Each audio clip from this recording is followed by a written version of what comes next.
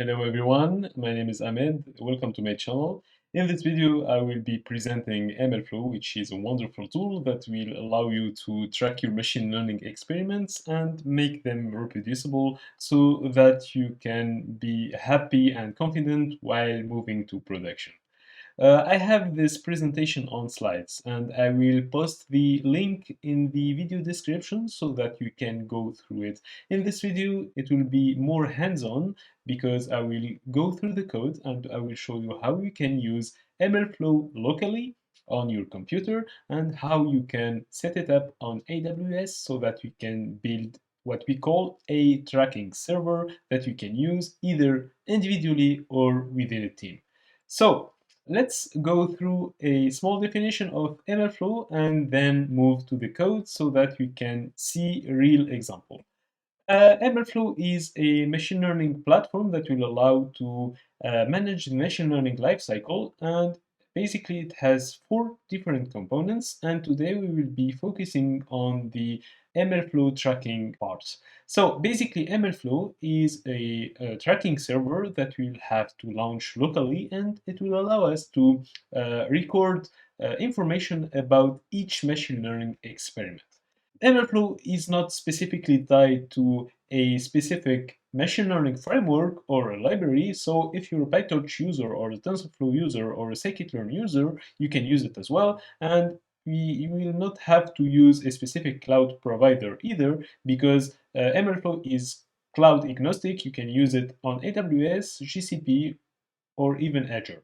And in this video, I will show you how you can set up an MLflow tracking server on AWS with S3 bucket. MLflow is used by a lot of companies. I won't bore you with that. And however, another information that you can have in mind is that you can use MLflow locally within a small team or even individually. Okay, these are some alternatives. I will give you the slides on description so that you can go through them. So basically, MLflow tracking is a server that will have as input data some runs or experiments from our notebooks, local apps, or cloud jobs, and these information will be integrated in MLflow through a REST API, and then these information will be displayed either through a UI or served through an API. So basically with MLflow, we will see how to log a lot of information, parameters, obviously, metrics, performance metrics, data, because imagine, for example, on each training or each feed, we will have some specific data. We can record this information, and we will have also some outputs, which call artifact, and these can be either models or external additional data. So here's another information that will be useful for the demo. Each MLflow project is organized in experiments. And basically an experiment, you can think of it as, for example, training a classification model. And within this experiment, we will perform a lot of fits, a lot of trainings, and each run corresponds to a given training with a combination, a fixed combination of hyperparameters. Within each run, we will record all the information you saw here, except the models and the artifact. And this part is called the entity. And the entity basically will be saved in a SQL database, a structured database, because these information are numerical and we can save them not only numerical, but structured. These information are structured and we can save them within this database.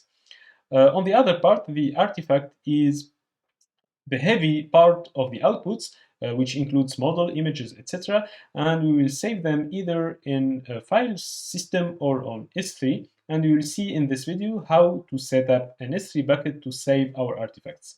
So before moving to the code now, we'll have to install MLflow with pip install. And then before running our model, we will have to import MLflow within our code, set the tracking URI. Basically, the tracking URI is the method that will specify the location where MLflow will store the information about the runs. We will start by running MLflow locally, and we will specify this path, for example, in our local folder. And then before running our code, we will have to specify create an experiment. And once we do this, we'll have an experiment ID.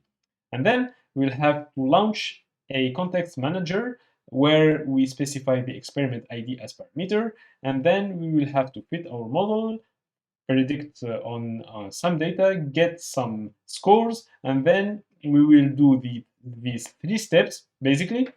The log param methods that will allow to log the hyperparameters, the log metrics, which will do the same for the metrics, and finally a log model, which allow to dump the model on disk and serialize it so that we can use it later. Okay, so we will see this on a demo, right?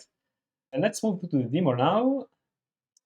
I will be using today a data set which called HR Analytics, Job Change of Data Scientist, and we will be performing a machine learning model on this.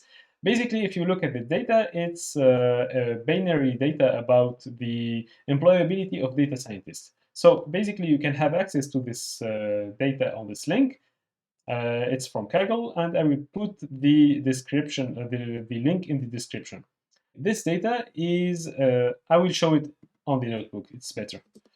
Okay, so this data contains a lot of information about data scientists, like socio-demographic information, education, etc. And the target to predict here is whether this given data scientist can be employed by a company. So this is a basic classification problem. We won't go into details. Before building a model on this data, we will have to do some basic feature engineering, and basically we will encode the categorical features, and we will remove the missing values from the variables. Then once we have our data clean and structured, we will perform a train test split, and then we will fit a simple model with a random forest. We will specify number estimators of 200 and these additional hyperparameters. And once we fit our model, we can compute the prediction and then compute the metrics. So this is the basic workflow, right? We are quite used to this workflow, and we will have to do it as many times as we perform experiments. Today, I will show you how to perform a set of machine learning experiments and how to log all the information related to each given experiment in MLflow so that you can perform your analysis later, compare your runs, and maybe see which combinations of hyperparameters is best for your problem. Let's move to VS Code. We will start by importing our packages. Then we will specify an MLflow tracking URI. All right, let me erase this. So we will start by loading our data. We perform the same feature engineering, train test split, etc. And then here we modify our code a little bit. We specify 3 hyperparameter ranges, and then we will build a nested for loops, and within each loop we take a value of each hyperparameter, and finally we perform a model fit, and then we compute our metrics. You will see here that in start run, MLflow start run, we will log the hyperparameter, the metrics, and the given model for a single combination of hyperparameter.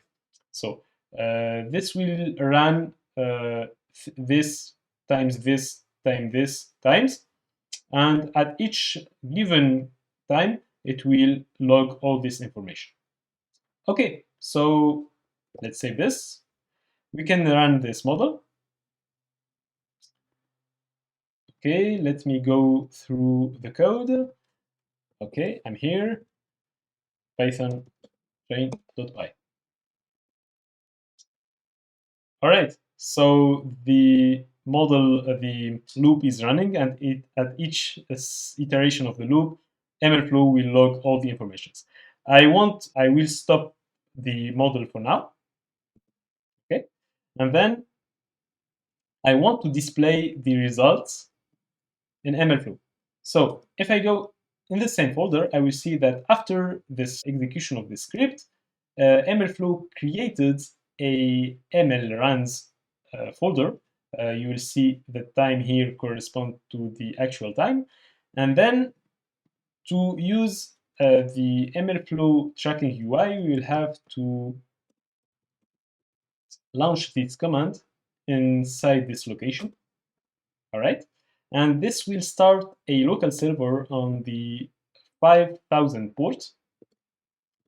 So let me check it on my browser. Okay, let me check if this is still running. Okay, I have stopped it. Okay, so on this tab, you will see the training experiments. So we have gathered 29 runs. If you look at each run, you will see the information about the training, the max depth, the features. Basically, these are the hyperparameters, and these are the metrics. And this is the model that has been saved. And this is very important. This is the code version of code. Basically, this is the Git commit, and it's an essential information because it can help you track the modification in your code that performed a given experiments. So a best practice here is to use MLflow within a Git project to have this information. If you click on a given run, you will have access to additional data like the duration, the source, etc. And if you scroll down, so these are the metrics and the hyperparameters, okay? And now if we click on the model, we will see the serialized model, which is in pickle format. And if we have also additional information like the conda YAML and the ML model.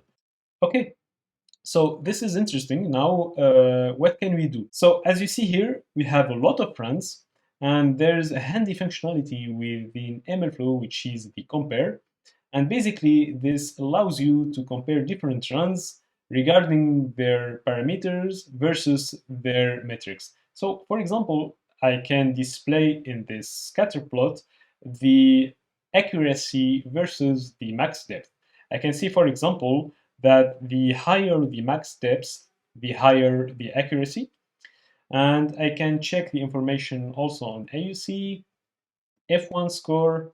Okay, this is quite interesting. And I can change the max features in the axis. Okay, I can also check the number of estimators. Okay, now our script only run for the n estimator equal 100, but if we let the script run a little bit more, we will have more data. So I will do this again.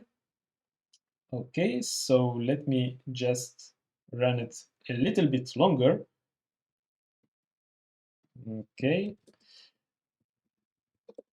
All right, I'm just gonna remove ML run so that we can get fresh data. And then I will run the script maybe for some more iterations. All right. Yes, now if I move to MLflow, I will load.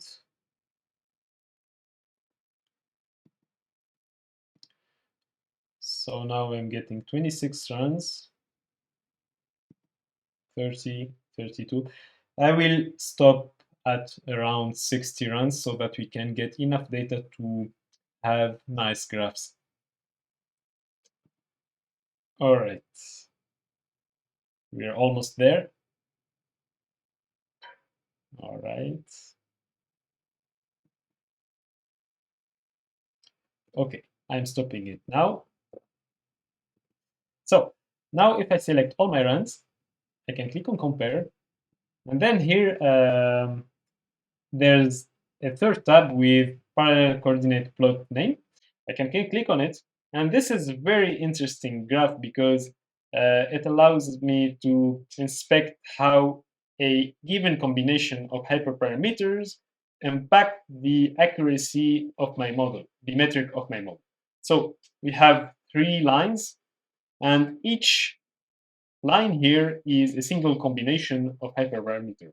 And what's interesting about this graph is that given the metric I'm interested in, for example, the AUC, let's look at the AUC. If I'm interested in this value range, by filtering on it, I can highlight all the combinations that were impactful to my model. So for example, I can see that these different paths help me diagnose how they affect my performance. And using this tool, I can see patterns within the data. I can see, for example, that on each specific range of data, the impact of hyperparameters is higher on the accuracy or the AUC. So this can help me later on redefine or refine my hyperparameter range so that I can maybe have a better model quicker. Okay, so so far so good. So this looks nice.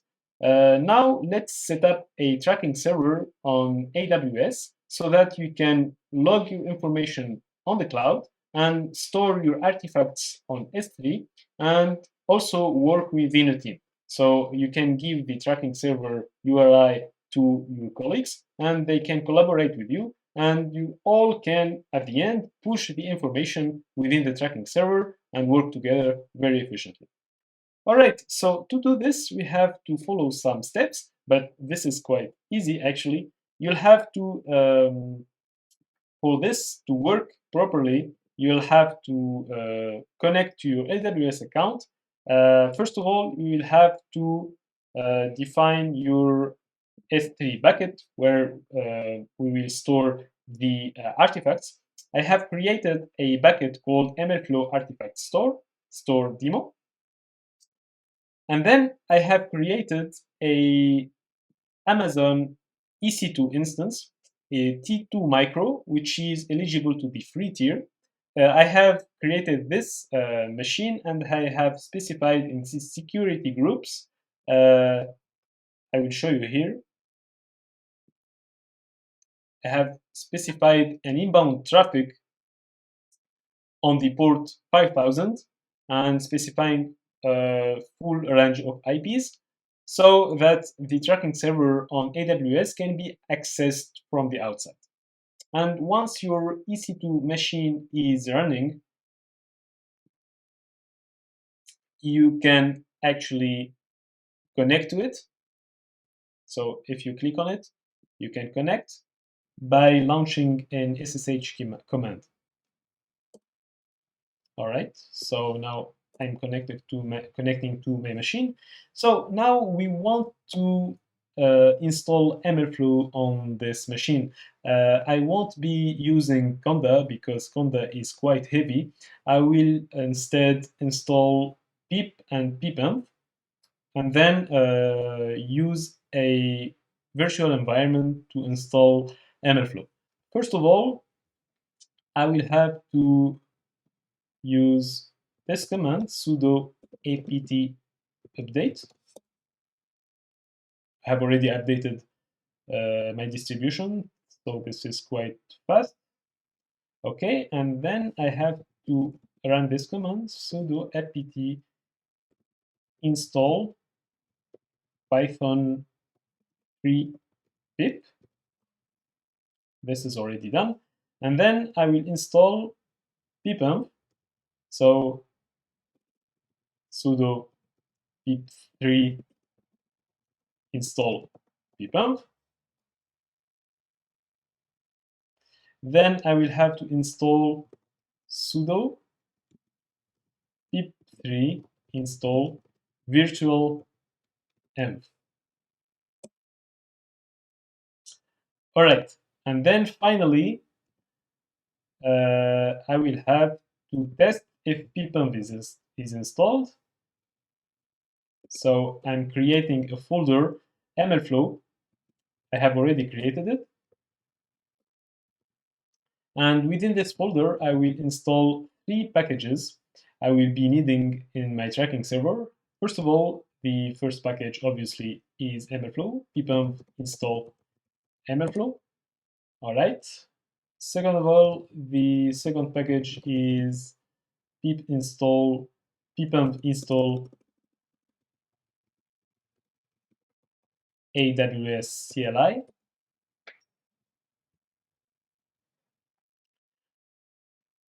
Okay, actually we will be using the AWS CLI so that our tracking server can have access to the S3 bucket where we're storing the artifacts and then display them on the user interface. And finally, we will be also installing Boto 3 because we will have some communication to do on S3 buckets. So pipon install Boto 3. Now that we have our packages installed, we will have to configure the AWS CLI. This is quite easy. You have to run AWS configure. Okay, so for this to run, we will have to activate the pipenv environment by running pipenv shell. You will see in brackets that this environment is now activated, and then we will have to run AWS configure. I have already configured this CLI, so for obvious reason, I won't be copying, pasting my credentials, but basically you will have access to them in your API.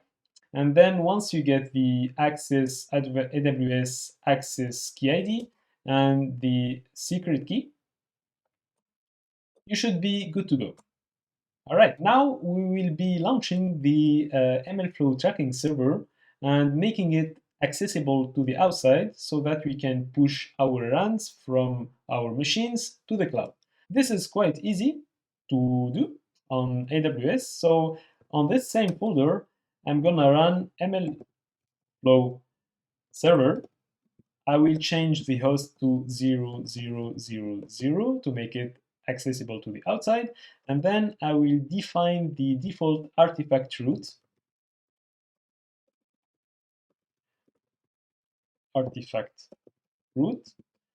by specifying the path to my S3 bucket. So MLflow artifact store demo. So now my MLflow server should be accessible to the outside. Let's check this. To do this, I'll have to go to my instance, copy paste the public DNS, and then open it on the port 5000.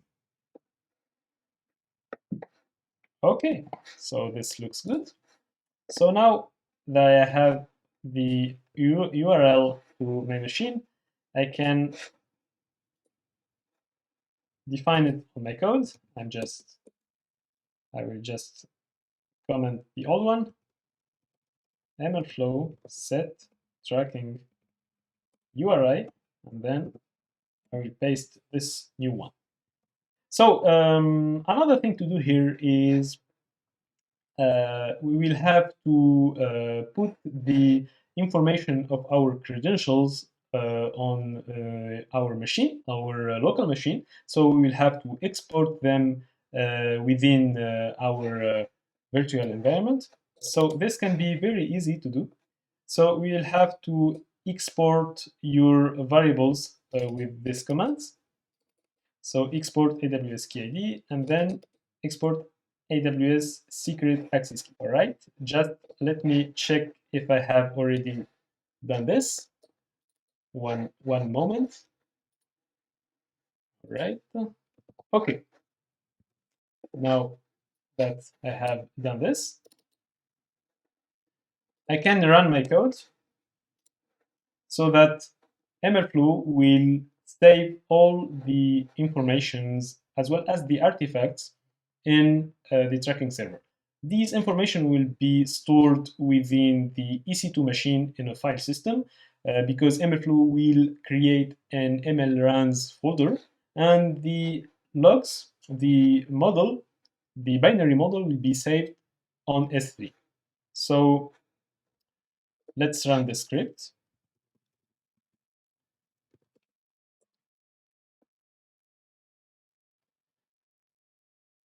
there's a little bit of overhead here because MLflow is performing some savings on S3 buckets, and basically these are network-bound operations, so this may take a little bit longer than what we've done earlier. All right, so now let's check this on the machine.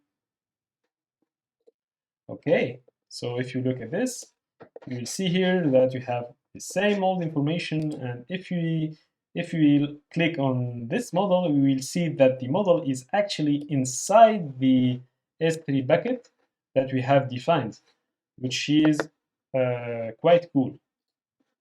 So now if we check the S3 bucket, we will see that our information reside here, and it's quite clean, and we're quite happy with this. All right. So two additional information. If you want to define and design a tracking server in the right way, you will have to either create a service that will start the ML server at the startup of your machine, or you can detach this MLflow tracking server within a sub-process or a screen, or using NoHap. There are additional many configurations to do this. And there's another aspect that you will have also to handle is the security of your URL. You may probably add an SSL certificate for this URL by using Nginx and using an SSL certificate generated by Let's Encrypt. But this is actually out of the scope of this video. So now, to sum up, you've seen how you can use MLflow locally within your code, how you can track a lot of information within the interface. You have seen also how to use and exploit the visualization capabilities of MLflow to compare your runs. And then finally, you have seen how you can set up a machine on AWS to start a MLflow tracking server and store the artifact on S3. All right, so all of this is documented on my GitHub account. I will post the link in the video so that you can grab the code, adapt it, test it to fit your project needs, or even reproduce this project. So I hope you guys have enjoyed this video. If you have found it useful and useful for your projects or your work, please consider giving a thumbs up or sharing it to your friends. So thank you guys for watching, and see you in next videos.